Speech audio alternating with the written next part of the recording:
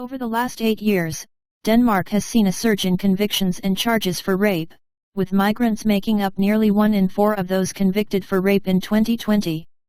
According to Danish Ministry of Justice figures, the country saw 987 charges laid for rape in 2020, over twice the number of charges from 2012.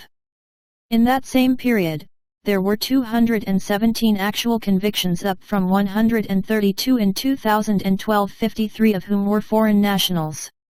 Minister of Justice Nick Hækkerup, a member of the ruling Social Democrats, commented on the figures saying, "I look at the numbers very seriously, because rape is a disgusting crime, which unfortunately is committed to an excessive extent," Danish tabloid BT reports.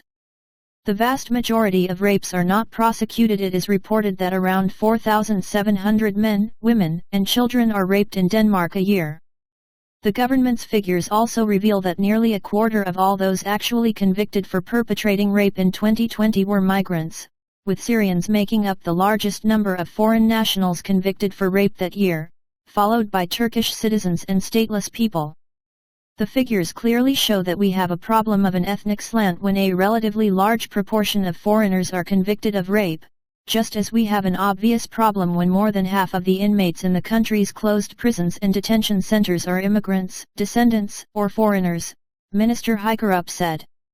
It challenges our cohesion, and therefore it is also the government's policy that foreigners without Danish citizenship, who are convicted of rape, must be deported, to the extent that there is a basis for it, he added.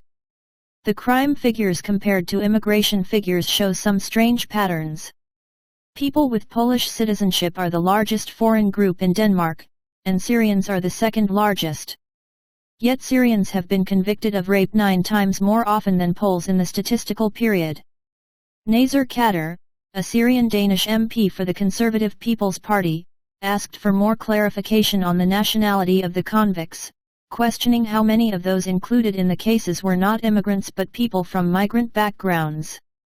"I want to ask the minister how many of those convicted with Danish nationality are actually second or third generation immigrants, so we can see how many with an immigrant background are actually charged or convicted of rape," Kadir said.